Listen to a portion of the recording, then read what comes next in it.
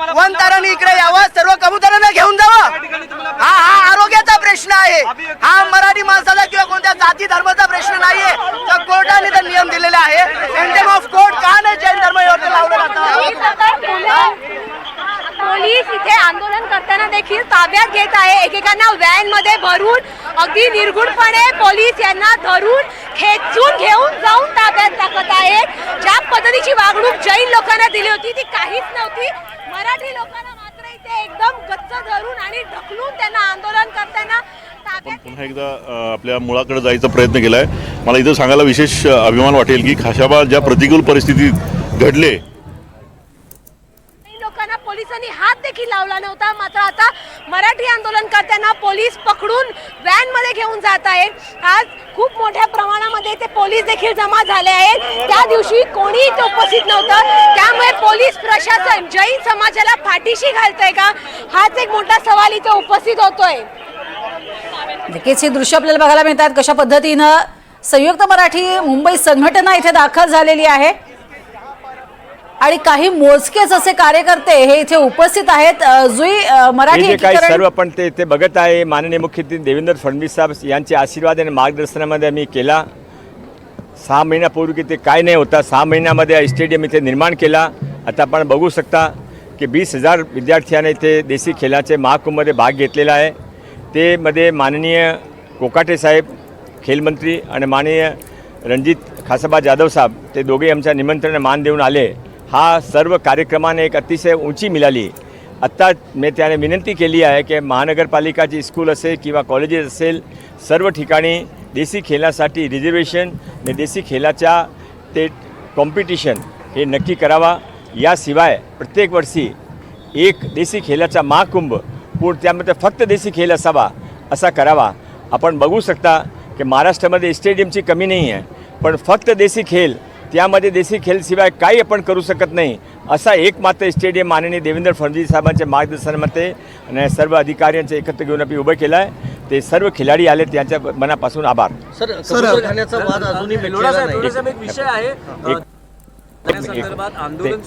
नको काय नाही, मी काय विरोध करतायत त्यांना मी ओळखत नाही, मी काय त्यावर बोलणार नाही। चला सर, क्रीडा मंत्री आपण सर थोडंसं आपण एकंदरीत आता प्रस्ताव सादर करण्याचे आदेश दिलेले आहेत।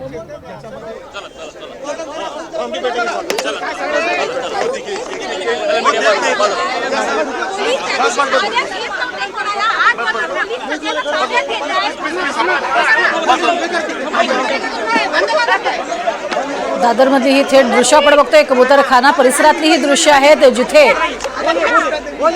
ज्यावेळेला ताडपत्री लावण्यात आलेली होती ती हटवण्यासाठी कारवाई झाली। मोठ्या संख्येनं जय समुदाय एकत्र झाला, मात्र आता मराठी लोक एकत्र आले आहेत, त्यांना मात्र इथनं एकेकाला ताब्यात घेतलं जात आहे। आपण पाहतोय की पोलीस इथे सर्वांना आता ताब्यात घेत आहेत। पोलीस अक्षरशः सर्वांना खेचून धरपकड करून आतमध्ये टाकत आहेत।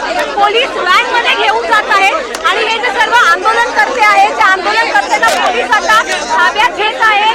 जे कोण मराठी आंदोलन करते इथे आले होते आंदोलन करण्यासाठी त्या सर्वांना आता पोलीस ताब्यात घेत आहेत। आपण पाहतोय की जे जे लोक इथे आंदोलन करण्यासाठी आले होते त्या लोकांना पोलीस इथे व्हॅन मध्ये भरून ये क्या चल रहा है, ये जो कुछ चल रहा है वो बंद होना चाहिए, क्योंकि इसको इधर को धार्मिक रंग देने का काम चल रहा है। ये सार्वजनिक प्रश्न है, सामाजिक आरोग्य का प्रश्न है, उसको उतने तक ही मर्यादित रखे। यही हमारी एक मराठी करके काय है जय मराठी, जय मराठी का नारा यहाँ पर मराठीचे नारे दिले जात आहेत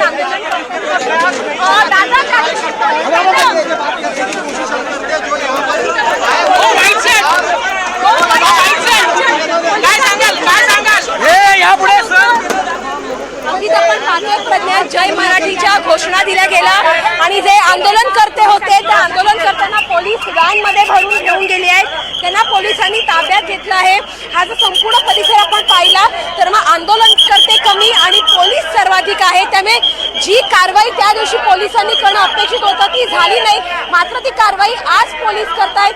जे मराठी आंदोलन करते ते आंदोलन करतायत त्यांना पोलिसांनी ताब्यात घेतलं आहे आणि माध्यमांना देखील पोलीस बॅरिकेड्सच्या मागे ठेवतात. म्हणजे कोणीही बाहेर येऊन इथे रिपोर्टिंग करू नये यासाठी पोलीस सगळ्याची अडवणूक करतायत. नक्कीच पोलीस काही प्रतिक्रिया देत आहेत का? पोलिसांना नेमक्या काय सूचना करण्यात आल्यात आता? ही का झाली नाही असा सवाल उपस्थित होतोय.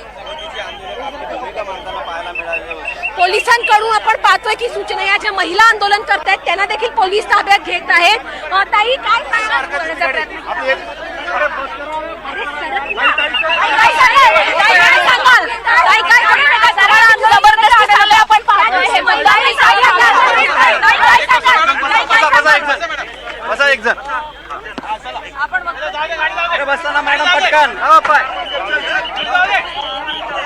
एका महिलेला ताब्यात घेण्यात आलेलं आहे. पोलीस एक एक करून ताब्यात घेत आहेत. इतक्या महिला ज्या वेळेला होत्या त्यावेळेला पोलीस काय करत होते हाच एक प्रश्न उपस्थित होते. कारण का महिला अक्षरशः सुरी घेऊन कबूतर ठाण्याच्या आतमध्ये शिरले होते आणि जे छप्पर मुंबई महानगरपालिकेने घातलं होतं ते छप्पर अक्षरशः त्यांनी त्या चाकूसुऱ्यांनी फाडून काढलं.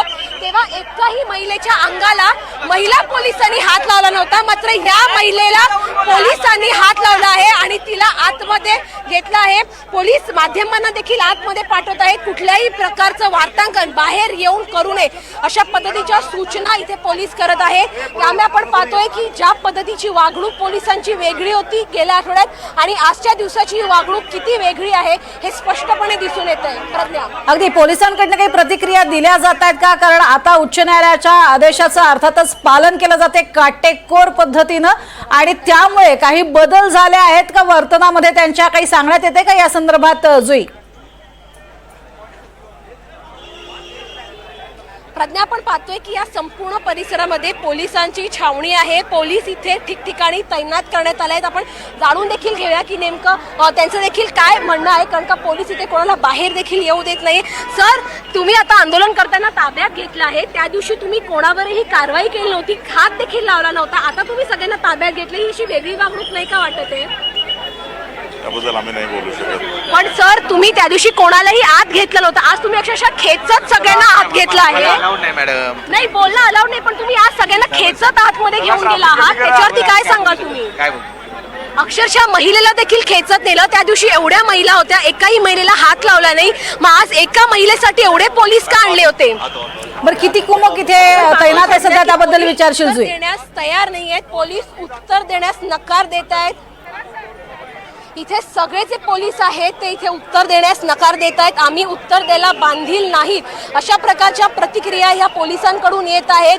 आम्ही याच्याबद्दल काहीही बोलू शकत नाही, हीच उत्तरं पोलिसांकडून दिली जात आहेत. मात्र नक्कीच हा प्रश्न उपस्थित होतो की त्या दिवशी एवढे आंदोलनकर्ते होते तेव्हा पोलिसांनी कोणालाही हात लावला नाही आणि आता आपण इथे पाहतोय की ज्या ठिकाणी माध्यम आहे त्या ठिकाणी देखील पोलिसांनी किती चेन तयार केली आहे.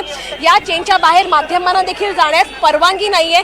त्यामुळे कुठे ना कुठेतरी पोलिसांनी इथे संपूर्णपणे जो गोल आहे तो गोल केला आहे चेनचा आणि कोणालाही बाहेर जाण्यास इथे परवानगी दिली नाही. मात्र पोलिसांकडे एकाही प्रश्नाचं उत्तर नाही की आता त्या लोकांनी आंदोलकांवर कारवाई का केली आणि त्या दिवशी का केली नव्हती याचं. नक्कीच. आणि जुई, आपण बघतोय पोलीस